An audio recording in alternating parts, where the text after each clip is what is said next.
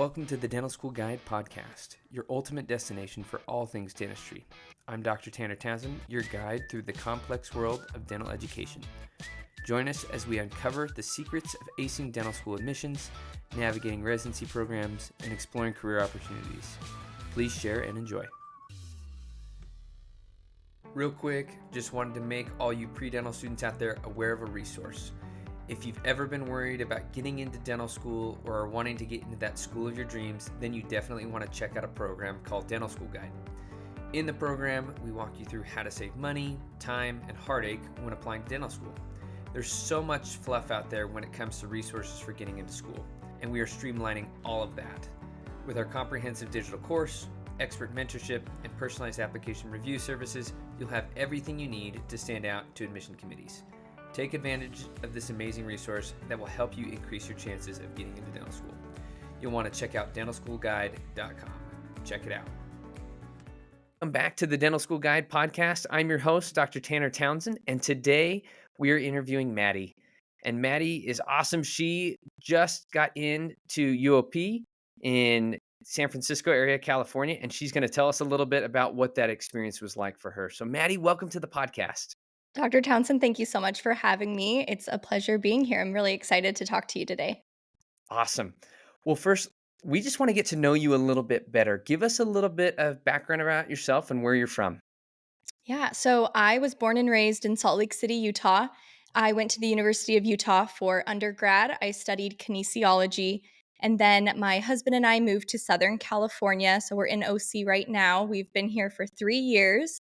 And I decided to pursue a master's program, which we can talk about more later in the episode. But I was not the most competitive applicant. And so instead of applying to dental school immediately, either in undergrad or after undergrad, I decided to, do a master's instead, which was, I know the reason, I'm sure that helped me tremendously get into dental school. And then I just applied this last current cycle and got into a couple of schools. And I'm so excited to be able to say I can now, I will be attending UOP in San Francisco come this July. Well, we have an awesome story out of you, and I am excited to kind of unpack some of your journey along the way. So, what we're going to be doing in Maddy's episode, Maddy, we're going to hopefully have her back on and talk through her experience as she goes through school, semester to semester. And so, we're going to talk with her today a lot about what was that beginning portion like this past cycle as she was applying, and kind of the years leading up to it. So, Maddy, just to kind of start from the beginning, you said you didn't feel like you had the strongest application to start and you wanted to kind of wait and prepare a little bit more. Tell us kind of what went into that decision. Oh, yeah. So I will say I think I did have a really solid application in everything excluding stats or my DAT and my GPA from undergrad. But I knew everything else. I felt really solid. I had a lot of volunteer experience. I had a lot of leadership experience. I was a part of multiple clubs, as well as I had dental work experience or working in the field of dentistry. And so I've been a dental assistant at numerous different types of specialties, as well as general, which I know it's without any previous experience. It's kind of hard to get your foot in the door. I never actually became like a registered dental assistant. I was lucky enough to just be trained on the job and was able to kind of jump around after getting some experience under my belt. And so I've worked in perio, ortho, oral surgery, and general dentistry. So that's been really great. So I feel like I did have a pretty solid kind of base of my application, but when it came again to the DAT and the GPA, it was not there. So in undergrad, I had a overall, I know it was under a 3, it was a 2.9, and then I want to say my science was closer to like 2.6, 2.7. And, we all kind of go down the rabbit hole of Student Doctor Network or, the Facebook groups or whatever, all these like awesome resources. However, I feel like people mostly post only the good, like, oh, just got a The 26, hero no big stories, deal. yeah. Studied 2 hours, like what?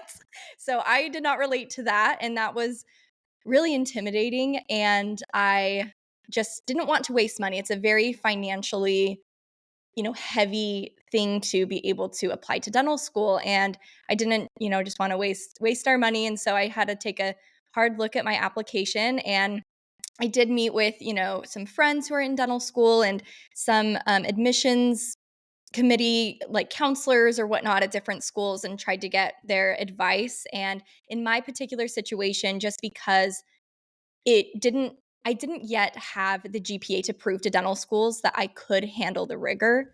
And so they, didn't want to take a chance on someone who wasn't going to do or be successful in their program.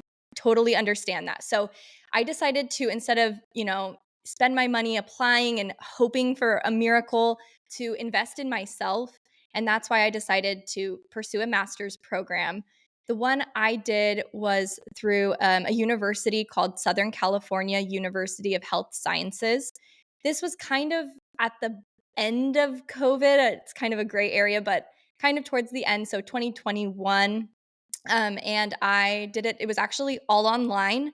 And I think that is still the case. And so there were people from all over the country who did it. And I did an accelerated 11-month program because is like a 2-year program, but I just wanted to get going. I'm a little bit older. I'm 28. And so I wanted to just try to get the ball rolling here so I could get into school sooner. Well, that's awesome. So I think you did something super smart and unique. And I think we see a lot of students on those forms, or not even on those forms, come and say, "Hey, should I just apply just because like I have a chance?" And I think in some cases that makes sense, but I think a lot of times it does make sense to just wait, and it's smarter to save your money because applying to school, as you know, can cost thousands of dollars and does cost thousands of dollars. Mhm. And so waiting and preparing to be a good applicant instead of just hoping and praying is sometimes the better route to go.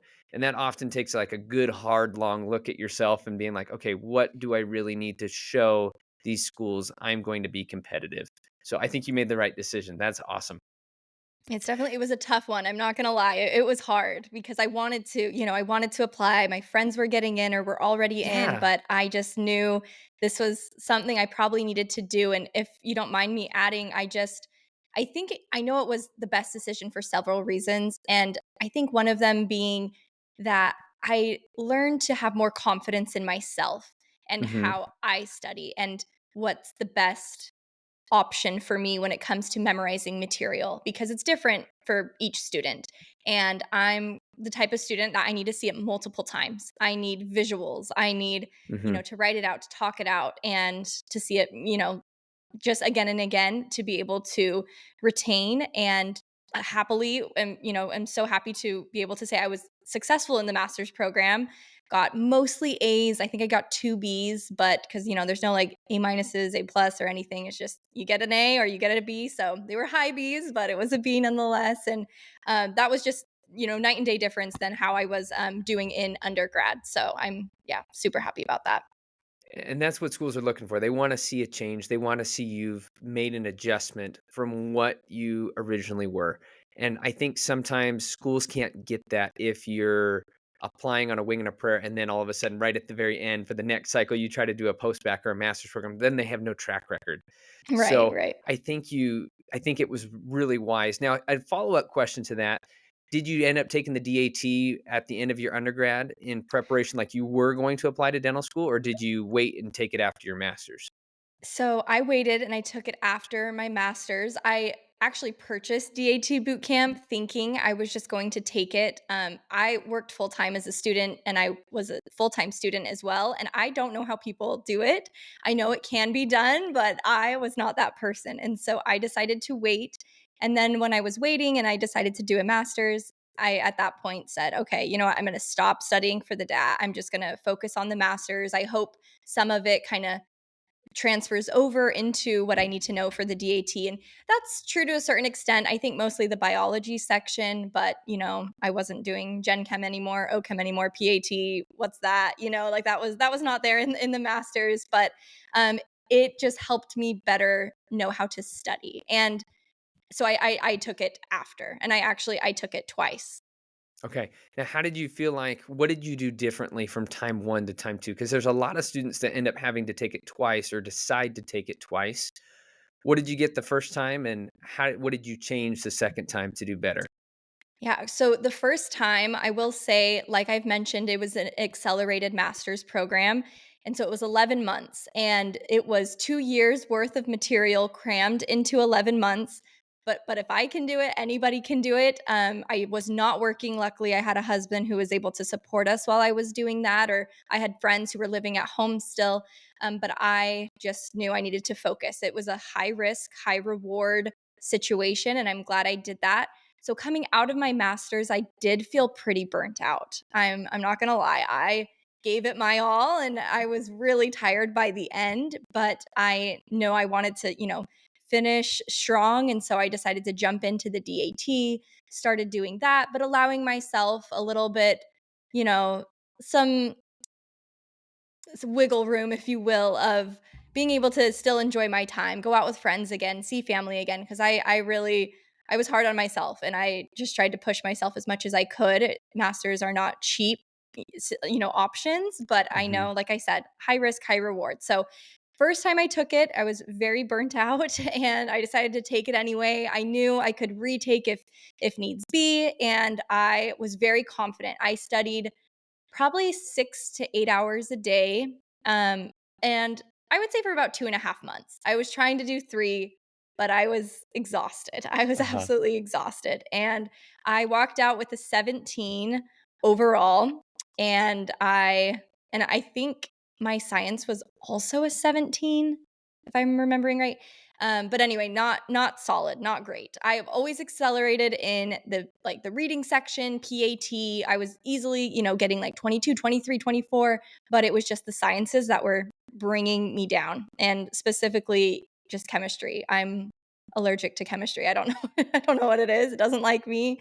I don't like it. So that was my first time, and I took it actually on my birthday. It was in August, and yeah, that was a really sad birthday, coming out thinking I was Oh, gonna do a no. lot better and not doing too hot. So I was really sad. I did give myself a couple of months to just relax, take a breather, and the application cycle was going to be opening up, and so I decided to just wait, or it was already open at that point. So I decided to just wait and apply the following cycle, which again was not the ideal situation. But I decided, it is what it is, we'll try again. So on the second attempt, it was in February, and I decided to go in, and I was studying.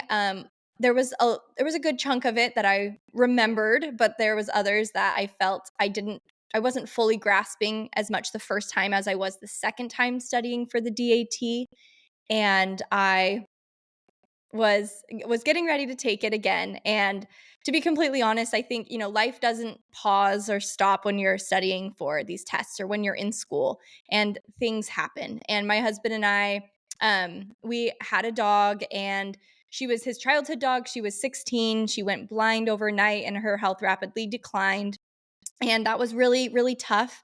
She woke up about 10 times throughout the night. It felt like we had a newborn, but it was kind of more of a hospice situation. So really sad. And she was, our baby, and we knew we were going to lose her soon. So that was also really really tough to try to balance on top of studying. And that's not an excuse, but that was just the reality of the situation again. And so I just decided, you know what, I'm just going to go take it so I can just be there for my husband, be there for my dog, our family. We're away from family now that we live in California, and so we just had each other. And so at that point, I just said, you know what, I'm just going to go in and take it. I took it a second time, and so the first time I got a 17, the second time I got an 18. So it went up 1 point, which is not, still not what I was wanting, not what I was planning on doing, but I was relieved that I did improve given my situation, because I studied a lot more my first time, it felt, than my second, to be honest. And that's not advice I would ever advise, but I was glad to just have done a little bit better. And so I decided to apply, and I was actually going to take it a third time, which I was not excited for, but our dog did pass, and I had more more time and whatnot. And so, I grieved and I was able to, apply. And then I actually got my first interview invite before I was going to take it for a third time. So I put on my application my scores from my first exam, my scores from my second exam, and that I was actually going to be retaking it. But I started getting an interview invite. And then I thought, wait, if I don't have to take this test again and I can get into school, I would rather do that. So it was Roseman University in Utah who interviewed me. And I was very excited to receive my first interview, given that I only had a 18 DAT. So that was exciting. Well, that is awesome. That sounds like an excellent story of how you got from, you know, masters all the way to the DAT and through it. So excellent work. In terms of besides like the stats and the things like that, what did you feel like was as you were getting towards the application and filling out your application, what was the most challenging part you felt like in terms of that preparation? I would say the personal statement. I think it's that was just kind of everything else are just you just fill in the blanks. You just go through, oh, Yeah, this is the class I took, this is the grade I got, or, this was the event I helped at, and this is a little blip about it. But I think the personal statement, it's such a broad question, and it's a way for you to shine and show your personality through. But that's it's a lot of pressure because you're only given so many characters, and it's hard to put into words something that most of us have been working years and years and years towards. And that was tough. And so just going back to the drawing board time and time again, having people who I trust read it, but, give me the hard truth of what they thought of it and whatnot. So that I would say took the longest. But pretty much the rest of the application, that I would say, yeah, the personal statement and then getting solid letters of recommendation from professors who genuinely or who truly know you and would genuinely write you a good letter of recommendation. Because a lot of us too are coming from universities where there's 300 students in your chemistry class and your professor does not know your first name probably, and we're all pre-med or pre-dental or pre-PA or whatever. So we all need these letters of recommendation. And so I think that's kind of the other tricky part in the application is setting yourself up for success early enough where you are going to hopefully get a good letter of recommendation from your science professors as well as, dental, like a doctor or whoever you decide to do for your letters of rec. I think that was probably the other challenging part. totally. I think that is a challenge across the board just because just like you said, that person might not even know you, that professor. They'll probably recognize your face, but it's like you had Right. 0 relationship with them unless you went to their office hours and even then, like, how much of a relationship do you have?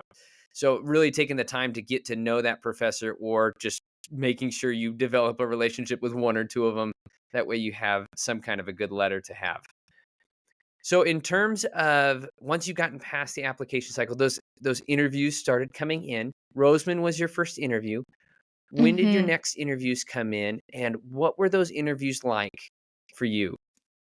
So, good question. So, my first interview, like you said, was Roseman. I got that the beginning of August.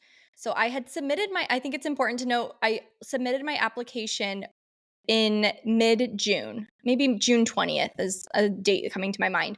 And that was still considered early. I think June, if you can do the first day, do the first day, but earlier the better, because a lot of it is a rolling admissions. And so I submitted, got my interview from Roseman invite beginning of August. And then I was actually a part of the very first group they interviewed for that cycle, which I thought, okay, this is good news. This That's is good. great. This is amazing. I just couldn't believe it. And so I decided to message all dental schools because I only needed one school. And I was hoping to receive more interview invites, but I was born and raised in Utah. I have family in Utah still. We could easily move back to Utah if I got into Roseman. So I put all my eggs in my basket for Roseman and interviewed end of August. And then that was my only pre December interview. So December 15th comes, which is, decision day for all dental students for pre-dents. And I was so excited. I went to work. Everyone at my work knew that this was decision day for me. And I was just waiting for an email because Roseman does not call, they email. And I got an email. I was so excited and I opened it and it said, "Congratulations, you've been waitlisted." I Oh. could not believe it. I was really, really sad because that was my only interview invite. And so it wasn't a no, it was just a not right now, but I was destroyed. I mean, I totally cried. It was not a fun day at work after that, but yeah, it was just a not right now. So my next interview invite was in January and it was with Tufts University in Boston. I couldn't believe it. It was, the other side of the country. I'm in California. This is over in Boston, but I was really excited that maybe there was another chance that I could get in this cycle and not have to reapply or retake the DAT. That was the number one thing, is to not Yeah, have to don't have to retake retake that that test. test. Yeah. So I was very excited and it actually was an online interview, so virtual. I wasn't even given a choice to come to fly in, which I think I would have done because I think there's just something special about being in person, just getting to know someone and seeing who they are and how they interact, even during like the downtime of an interview session. So I interviewed, or I was invited for my Tufts interview, and that was in a couple of weeks away. And then I think a week or two after that, I got invited to UOP in San Francisco. And I was excited about every interview invite I got, but I had not been so scared as to receive an interview invite from UOP. This was my dream school. It was my reach school, to be completely honest. I thought, whatever, let's just click UOP, add it to the list. And I didn't think about it again because I was like, there is no way. There is no way. So I could not believe it. And two of the three doctors I was working for at the time went to UOP and I just celebrated with them. We couldn't believe it. I was very excited. So I had my Tufts interview first, and like I said, it was virtual, and it was great. It was really, really easy, very conversational, quick 30-minute interview, and they were like, "Okay, we'll let you know in a week," and that was it. So I don't know, but then I didn't have much time to worry about it because I had to go a couple of days later, maybe 5 days later, for my interview at UOP. I did have to fly up to San Francisco, and it was great. It was I would say my favorite interview. It's just very well thought out and how they do everything. It's an all day thing, but I really enjoyed my time there. And then I think it took 2 weeks for UOP to get back to me, and I found out the UOP interview was the 1st of February, if I'm remembering right, and then I found out on the 11th of February, Wow. maybe the 9th, one of those. I think one of those dates. It was pretty quick turnover though, and couldn't believe it. Oh, and also while I was in San Francisco for the UOP interview, I had just finished the interview. It was the next day, and Tufts accepted me. So I got accepted to Tufts first, and then was still waiting to hear back from UOP, and then fortunately heard back from UOP before I had to pay my deposit to like kind of save my seat at Tufts. So I didn't lose any money there, luckily. And till this day, I'm still waitlisted at Roseman, but that's kind of a thing of the past now. But that's the story. Well, congratulations. That is super awesome. I mean, that journey in the unknown of December 15th, like not working out the way you wanted it to being a couple months later getting into your dream school. So that It's is just crazy. absolutely crazy how that works. So in terms of you've gotten in now, once again, congratulations. But Thank you. how has it been since? What have you had to do in order to prepare for dental school in terms of forms, in terms of housing? How has that worked for you and your husband? Yeah, good question. So still in Southern California. We're currently trying to find housing to move up there, and it's been a lot. UOP's done a really good job to connect its classmates together, and so we have a group me, and they've sent out an email with everything we need to do, to prepare as much as we can. I mean, this was 5 months before school was going to start at the time, and so it was just kind of filling out like making sure like vaccinations or getting like your physical or things of that sort, as well as they did send out a really awesome, it's just this folder that has these little subfolders within it of where they recommend housing, of where students are currently living, if you want to live near the school, if you want to commute. It's a very commutable city, and kind of the cost as well. San Francisco, it's notorious for not being very safe and not being very cheap, and so that's another big factor that I think could be, something important to a student, if whether or not they would want to go there. But they provided a lot of information of how to do it. They also sent out, let's meet with a financial advisor. This is not a cheap process, and they want to set us up for success. And regarding what the best options are for us, they talked to us a lot about scholarship opportunities and if we wanted to do, the military route or whatnot. And so they just sent out a good, huge link with all of great information in there for the accepted students. And this is sent before you need to pay your deposit, which is great to be able to kind of dive into it a bit more before making a decision. That's great. Well, we're going to kind of just wrap up this first episode with you. We're hoping to have you on multiple times throughout your dental career as you're kind of moving on.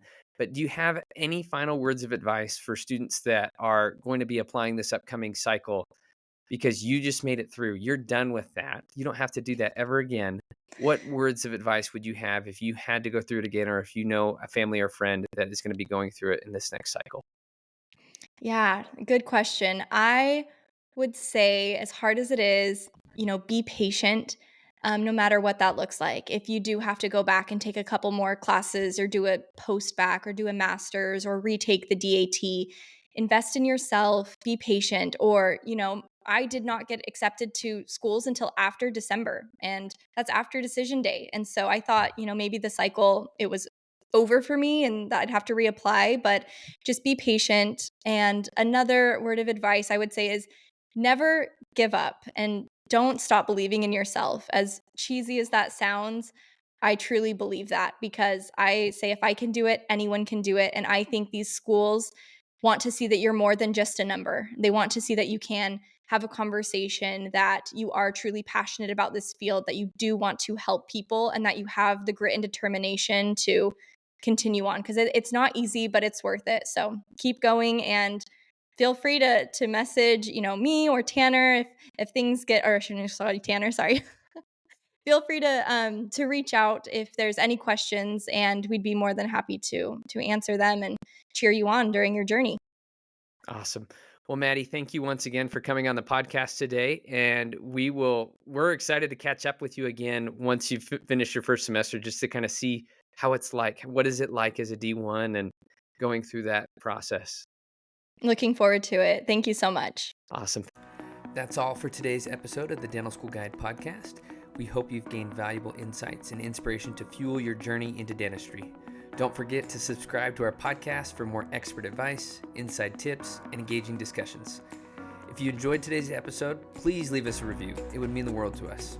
Until next time, keep smiling, keep striving, and remember, your dental dreams are closer than you think. Thanks for tuning in to the Dental School Guide podcast.